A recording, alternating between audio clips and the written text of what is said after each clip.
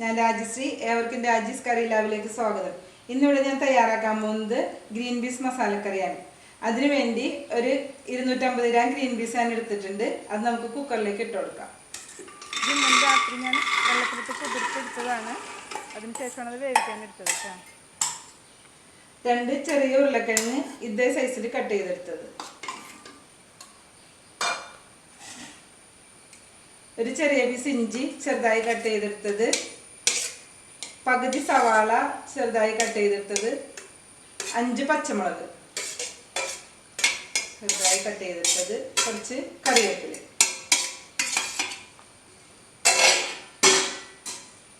അതിലേക്ക് നമുക്ക് കുറച്ച് ഉപ്പിട്ട് കൊടുക്കാം.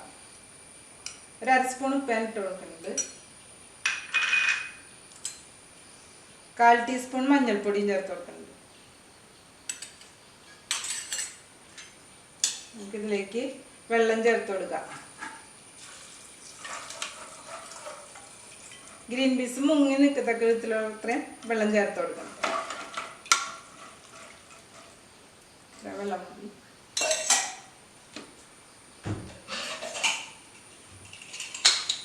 നമുക്ക് കുക്കർ അടച്ച് ഹൈ ഫ്ലെയിമിൽ ഒരു വിസിൽ വന്നതിന് ശേഷം 8 മിനിറ്റോളം ലോ ഫ്ലെയിമിൽ വേവിച്ചെടുക്കുക. നമ്മുടെ കുക്കറിൻ്റെ ആവിയൊക്കെ പോയി വന്നിട്ടുണ്ട്. നമുക്കൊന്ന് തുറന്ന് നോക്കാം.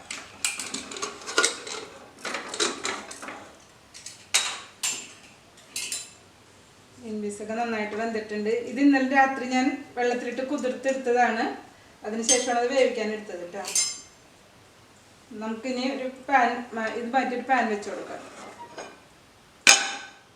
പാൻ ചൂടായിട്ടുണ്ട്. നമുക്കതിലേക്ക് 2 സ്പൂൺ വെളിച്ചെണ്ണ ചേർത്ത് കൊടുക്കാം.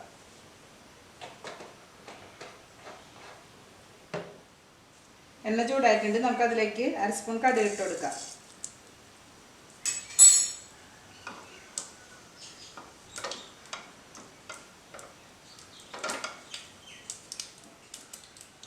കടുകെല്ലാം പൊട്ടി കഴിഞ്ഞ് നമുക്കതിലേക്ക് ഒരു സവാള വലുതരിഞ്ഞത്, 4 വെളുത്തുള്ളിയും ഒരു ചെറിയ പീസ് ഇഞ്ചിയും ചതച്ചത്, കുറച്ച് കറിവേപ്പില ഇതെല്ലാം ചേർത്ത് ഒന്ന് വഴറ്റിയെടുക്കുക.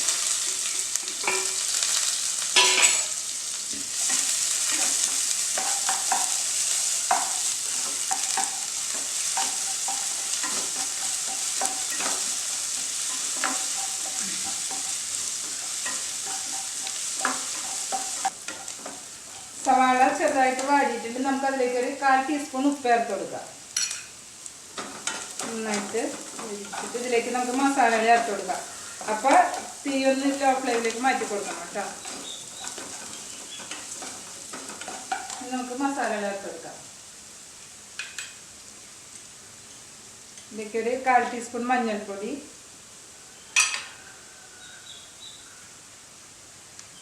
ഇതുപോലെ നിറച്ച് 2.5 സ്പൂൺ മല്ലിപ്പൊടി,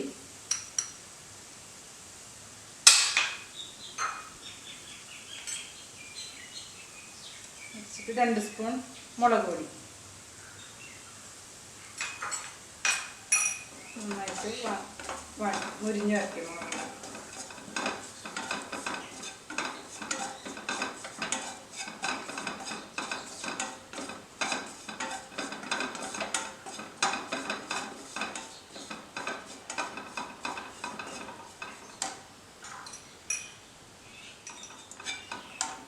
ഇതിലേക്ക് നമുക്ക് 1 സ്പൂൺ നിറച്ച് പെരിഞ്ജീരകത്തിന്റെ പൊടി ചേർത്ത് കൊടുക്കാം. ഇതിൽ വേറെ മസാല ഒന്നും ചേർക്കുന്നില്ല. 1 സ്പൂൺ പെരിഞ്ജീരകത്തിന്റെ പൊടി നല്ലോണം നിറച്ചിട്ട് ചേർക്കാം. മുളകൊക്കെ നന്നായി മൊരിഞ്ഞിട്ടുണ്ട്. അതിലേക്ക് ഒരു വലിയ തക്കാളി ചേർത്ത് കൊടുക്കാം. അതൊന്ന് നമുക്ക് വാട്ടിയെടുക്കാം. ഇതിലിട്ട് നമ്മുടെ തക്കാളിയൊക്കെ നന്നായിട്ട് വാടിയിട്ടുണ്ട്. നമുക്ക് അതിലേക്ക് ഒരു ചെറിയ ഗ്ലാസ് വെള്ളം ചേർത്ത് കൊടുക്കാം. തിളച്ച വെള്ളം ഉണ്ട് ചേർത്ത് കൊടുക്കുന്നത്. ഇതൊന്ന് നന്നായിട്ട് തിളക്കട്ടെ. നമുക്ക് ഹൈ ഫ്ലെയിമിലേക്ക് ഒന്ന് മാറ്റി കൊടുക്കാം.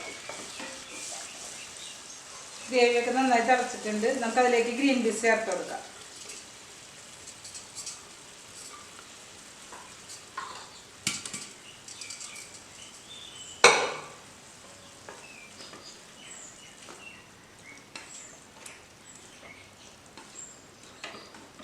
ഇതൊന്ന് തിളച്ച് വരട്ടെ.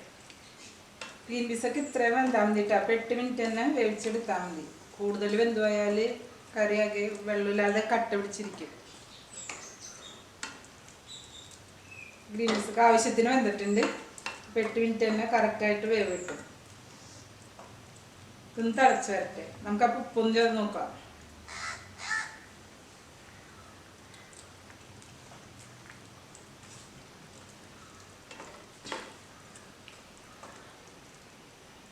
ഉപ്പൊക്കെ കറക്റ്റാണ്. ഇതിലേക്ക് ഞാനൊരു 1/2 ടീസ്പൂൺ കൂടി പെരുംജീരകത്തിൻ്റെ പൊടി ചേർത്ത് കൊടുക്കുന്നുണ്ട്.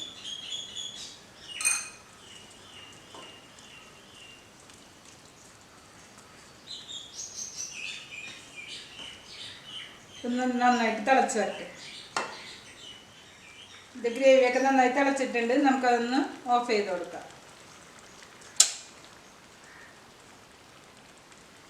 നമുക്കിതൊരു പാത്രത്തിലേക്ക് മാറ്റാം.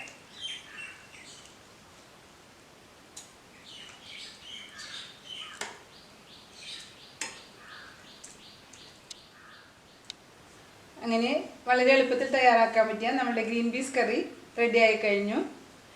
ഇത് നമുക്ക് ചപ്പാത്തിയുടെയും പൂരിയുടെയും കൂടെ കഴിക്കാൻ നല്ല ടേസ്റ്റാണ്. അപ്പോൾ ഇതെല്ലാവരും ട്രൈ ചെയ്ത് നോക്കണം. ഇഷ്ടമായാൽ വീഡിയോ ലൈക്ക് ചെയ്യാനും ചാനൽ സബ്സ്ക്രൈബ് ചെയ്യാനും മറക്കരുത്. ഇനി പുതിയൊരു വെറൈറ്റി ഡിഷുമായി നമുക്ക് അടുത്ത വീഡിയോയിൽ കാണാം.